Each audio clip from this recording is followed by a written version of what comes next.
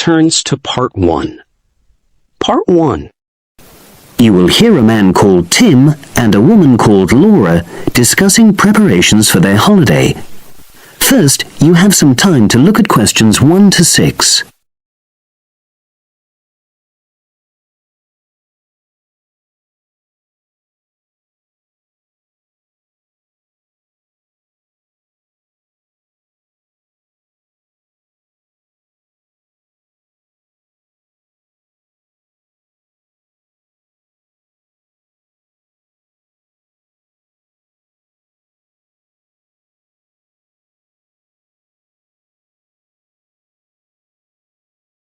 Now we shall begin. You should answer the questions as you listen, because you will not hear the recording a second time. Listen carefully and answer questions 1 to 6. Our plane tickets arrived this morning. It reminded me how much there is to do before we go. Let's write everything down, shall we, so we don't forget anything? Yes. Last time we went away, we almost forgot to collect our currency from the bank. So let's start with that. Good thinking. And wasn't there an appointment you said you'd got to cancel? Yes, the hairdresser. Thanks for reminding me. Can you write that down too? The shop will be closed now, but I'll do it first thing on Monday. Okay. Then starting on Tuesday, we've got to take the tablets we got from the pharmacy. We really mustn't forget to do that. We're not protected against malaria till we've been taking them for at least 7 days. No, so that's really important. And what about shopping? There's still a few things we've got to buy the next time we're in town. We need some more sunblock, don't we? We've only got that Factor 10 stuff. It won't be strong enough. I've already bought that, but what we do still need to get is sunglasses. The ones I've got aren't good enough, and I don't think yours are either. Okay, I've noted that down. And I think I'm going to get another bag too, just a small one. We always seem to come back with more things than we take. Should we get an extra lock for our suitcase as well, just in case the one we've got breaks? They don't seem to last long. Yes, they are a bit flimsy. Okay, right. Oh yes, and we need an adapter for our electrical things. Your hairdryer and my shaver. The plugs on them are bound to be the wrong type. We could get one at the airport. They always have them there. Well, I'd rather get it beforehand, so I'm writing it down. And then I think that's it, isn't it? I think so, as far as shopping's concerned. But we also need to order a taxi to take us to the airport. We should do that well in advance. My sister left it too late and she had to take the train with that huge suitcase of hers. I know, she really struggled with it. Before you hear the rest of the conversation, you have some time to look at questions 7 to 10.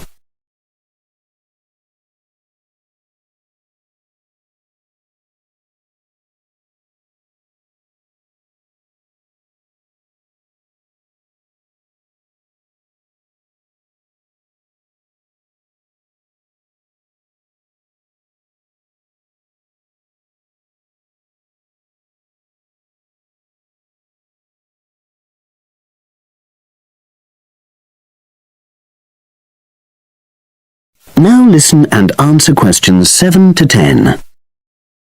Now, let's see. Your mother said she'd come in regularly while we're away, so what do we want her to do? I'll write some instructions and we can give them to her tomorrow. Good idea. Well, the cat's the main thing. Okay. Feed the cat. We ought to leave her the vet's details as well, just in case there's a problem. Yes. Have you got them handy? Hang on, I'm just looking. Yes, his name's Colin Jeffrey. Is that spelt with a G? Actually, it's Jeffrey. Quite an unusual spelling, isn't it? And his number? 077 594 128. It's a mobile. Okay. And you should write down where it is. It's 4 Street, not sure what number, but it's next to the bus stop, isn't it? That's not a very good landmark, but it's on the other side of the road to the church, so I'll tell her that. Let's hope she won't need a vet anyway. Yes. Right, apart from that, there are the plants to water. Ask her to make sure they don't dry out. Oh, yes, and I've already mentioned a problem with the boiler, and your mum said she'd come round to meet the heating engineer and let him in. Yes, it's a lot for her to do, but we really need to get the problem sorted out. And the earliest date I could get an appointment was April the 30th. Isn't it the day after we go? Yes, we leave on the 29th, and she'll have to hang around till the job's finished. Oh, well, she won't mind, I'm sure. She likes helping people out. Yes, she does. Okay. That's it then, I think. Unless you can think of anything else. Not at the moment. Leave the list there and I'll add to it. That is the end of section 1. You now have half a minute to check your answers.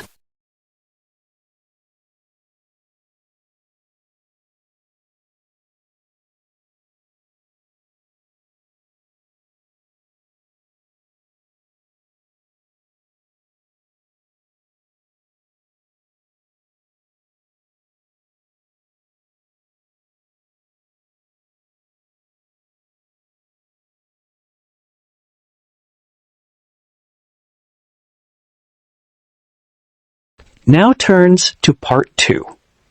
Part 2. You will hear part of a radio program about do-it-yourself house painting. First, you have some time to look at questions 11 to 14.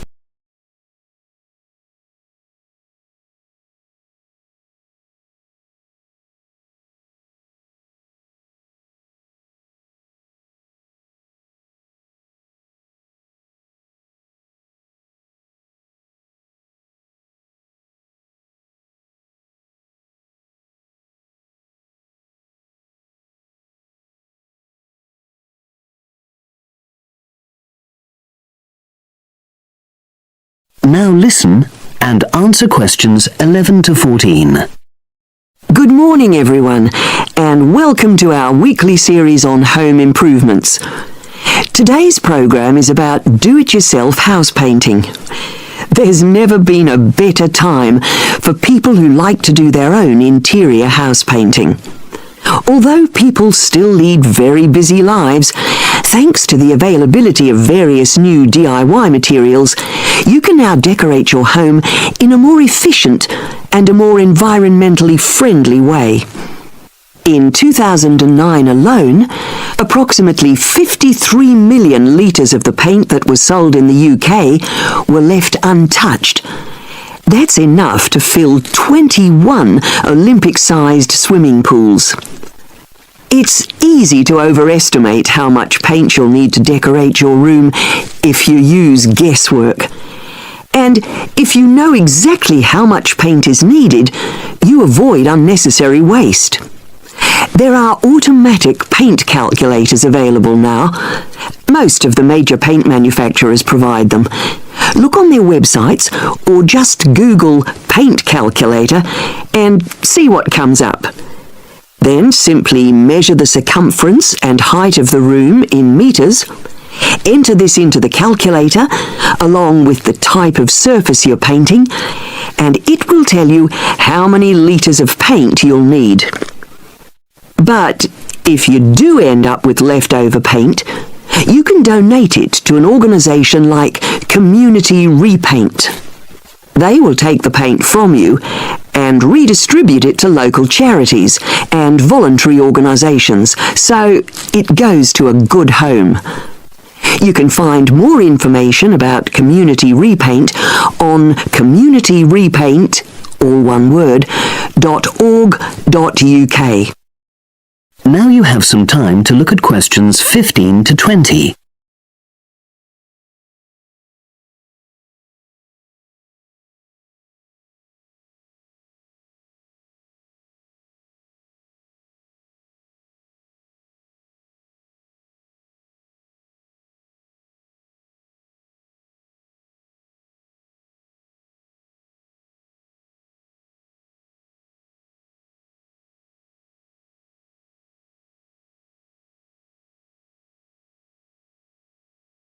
Now listen and answer questions 15 to 20.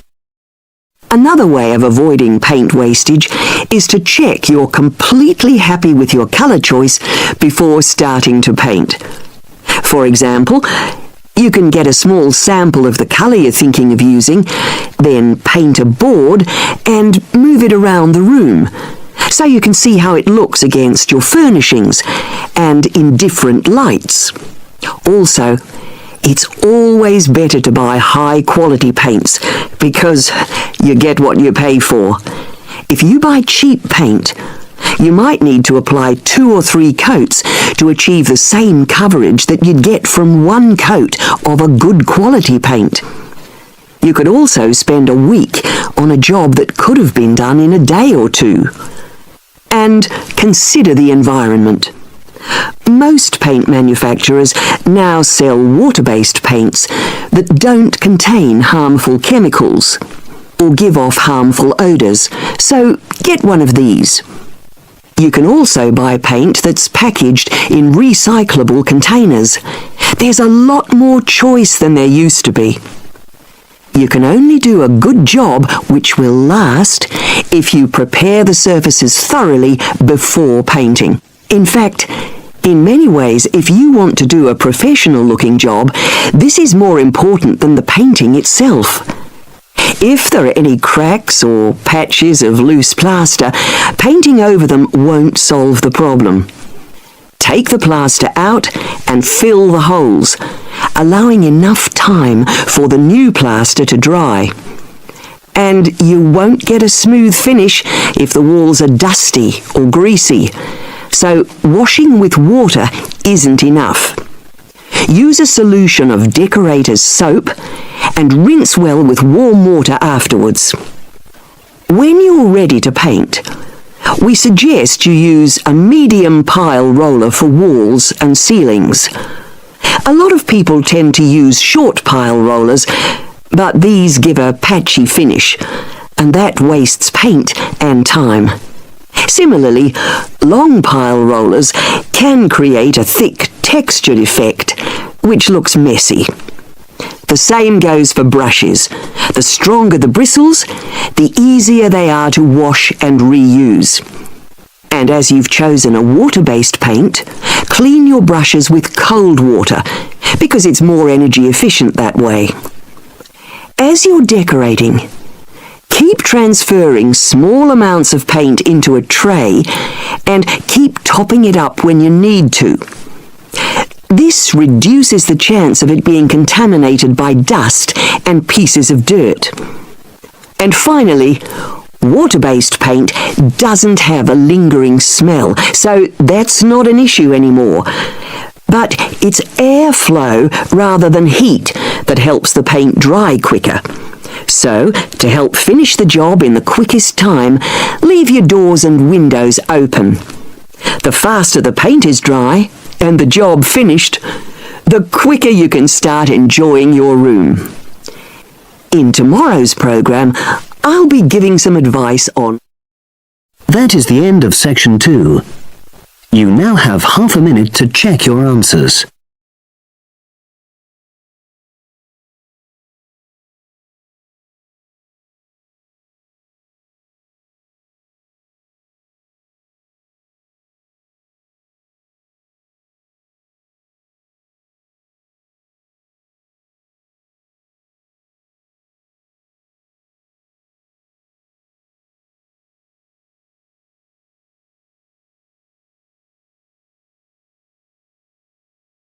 Now turns to Part 3. Part 3. You will hear 2 students discussing a project they have to do as part of a literature course on great books. First, you have some time to look at questions 21 to 25.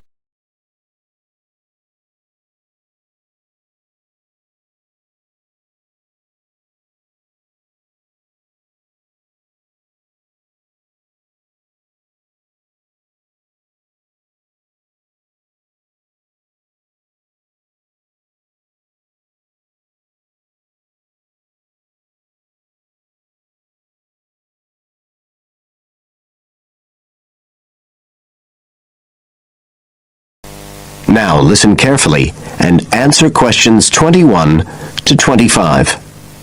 Hi, Joey. How are you doing? I heard you were sick. Oh, hi, Olivia. Yeah, I had a virus last week, and I missed a whole pile of lectures, like the first one on the great books in literature, where Dr. Castle gave us all the information about the semester project. I can give you copies of the handouts. I've got them right here. That's okay. I already collected the handouts, but I'm not very clear about all the details. I know we each have to choose an individual author. I think I'm going to do Carlos Castaneda. I'm really interested in South American literature. Have you checked he's on the list that Dr. Castle gave us? We can't just choose anyone. Yeah, I checked. It's okay. Who did you choose? Well, I was thinking of choosing Ernest Hemingway, but then I thought, no, I'll do a British author, not an American one. So I chose Emily Bronte. Okay. And first of all, it says we have to read a biography of our author. I guess it's okay if we just look up information about him on the internet? No, it's got to be a full-length book. I think the minimum length's 250 pages. There's a list of biographies. Didn't you get that? Oh, right. I didn't realize we had to stick with that. So, what do we have to do when we've read the biography? Well, then we have to choose one work by the writer. Again, it's got to be something quite long. We can't just read a short story. But I guess a collection of short stories would be okay? Yes, or even a collection of poems, they said. But I think most people are doing novels. I'm going to do Wuthering Heights. I've read it before, but I really want to read it again now I've found out more about the writer. And then the video. We have to make a short video about our author and about the book. How long has it got to be? A minute. What? Like 60 seconds? And we got to give all the important information about their life and the book we choose? Well, you can't do everything. I wrote it down somewhere. Yes, Dr. Castle said we had to find or write a short passage that helps to explain the author's passion for writing, why they're a writer. So we can back this up with reference to important events in the writer's life, if they're relevant. But it's up to us, really. The video's meant to portray the essence of the writer's life and the piece of writing we choose. So when we read the biography, we have to think about what kind of person our writer is. Yes, and the historical context and so on. So for my writer, Emily Bronte, the biography gave a really strong impression of the place where she lived and the countryside around. Right.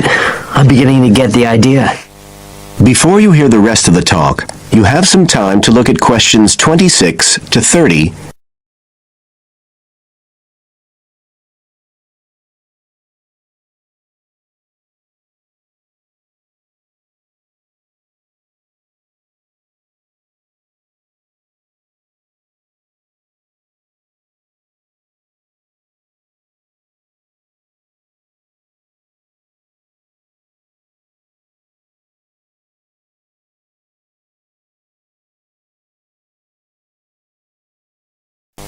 Now listen and answer questions 26 to 30. Can I check the other requirements with you? Sure.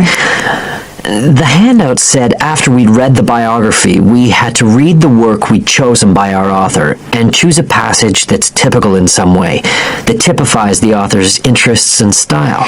Yes, but at the same time, it has to relate to the biographical extract you choose. There's got to be some sort of theme linking them. Okay, I'm with you. And then you have to think about the video. So are we meant to dramatize the scene we choose? I guess we could, but there's not a lot of time for that. I think it's more how we can use things like sound effects to create the atmosphere, the feeling we want. And presumably visuals as well? Yeah, of course. I mean, I suppose that's the whole point of making a video. But whatever we use has to be historically in keeping with the author. We can use things like digital image processing to do it all. So we can use any computer software we want? Sure. And it's important that we use a range, not just one software program. That's actually one of the things we're assessed on. Okay. Oh, and something else that's apparently really important is to keep track of the materials we use and to acknowledge them. Including stuff we download off the internet, presumably? Yeah, so our video has to list all the material used with details of the source in a bibliography at the end. Okay. And you were talking about assessment of the project. Did they give us the criteria? I couldn't find anything on the handout. Sure. He gave us them in the lecture. Let's see. You get 25% just for getting all the components done. That's both sets of reading and the video. Then the second part is actually how successful we are at getting the essence of the work. They call that content, and that counts for 50%. Then the last 25% is on the video itself, the artistic and technical side. Great. Well, that sounds a lot of work, but a whole lot better than just handing in a paper. Thanks a lot, Olivia. You're welcome. That is the end of section 3. You now have half a minute to check your answers.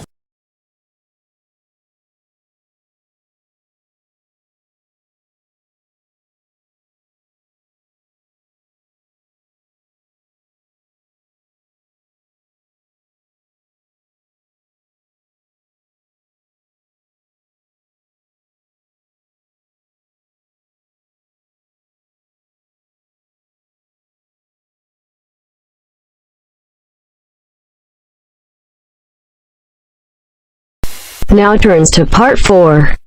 Part 4. You are going to hear a lecture on life at work, which is being given as part of a series of lectures on productivity and work practices. First, look at questions 31 to 35.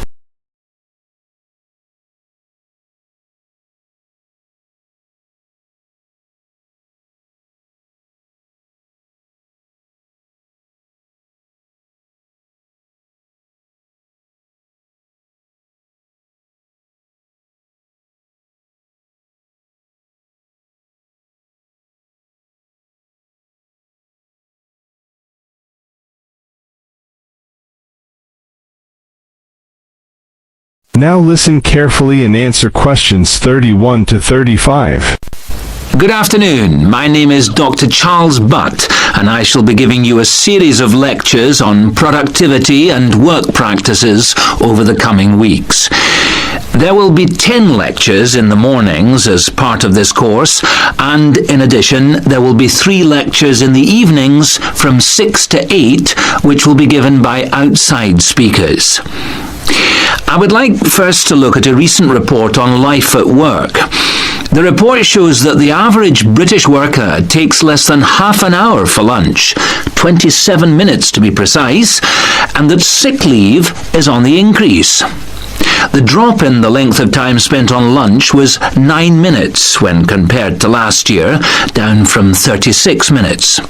According to the report, this is the first time that the average lunch break has fallen below half an hour.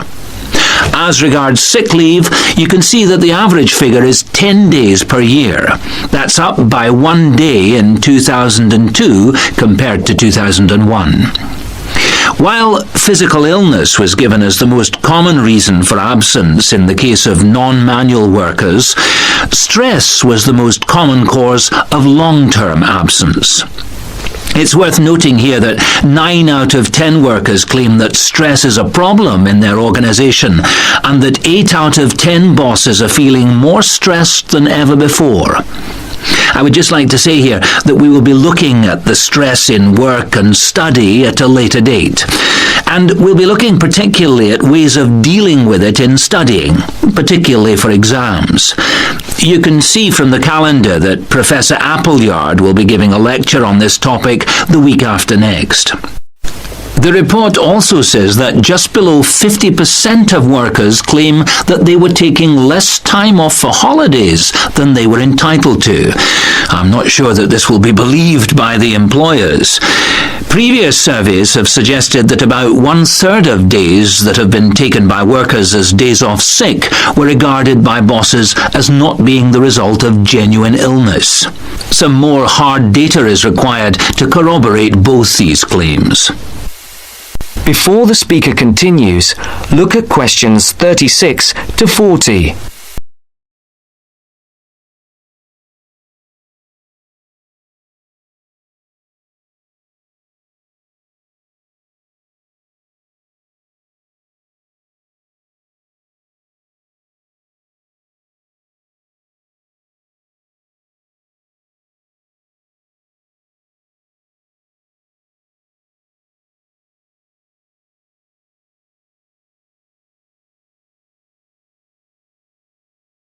As you listen, answer questions 36 to 40. All this suggests that employers are driving their workers too hard. The effects of overworking mean that workers are now being stretched beyond their limits, both physically and mentally. This is borne out by the increase in sick leave. However, looked at from the employer's point of view, the picture may not be the same. Employers say that workers protest too much, but bearing in mind the data about the number of bosses feeling much more stress than before, we need to think about this carefully. It's interesting to note that productivity has gone up in many areas of industry. In 2001, the local car plant had one of the sharpest increases in average productivity, with the number of vehicles per employee rising by over 30% a year. A new assembly line came into operation at the beginning of 2002, affecting productivity, which increased to the 100 vehicles per worker mark by the end of the year. This is a stunning achievement for an industry which was not long ago considered to be collapsing. It would be interesting to do a survey of the work life at the plant. Those of you who have opted to do the project and reduce the number of essays you have to do may want to look into this. Please see me at the end of the lecture. Right, now, let us move on to something else which I think you'll... That is the end of part 4. You now have half a minute to check your answers.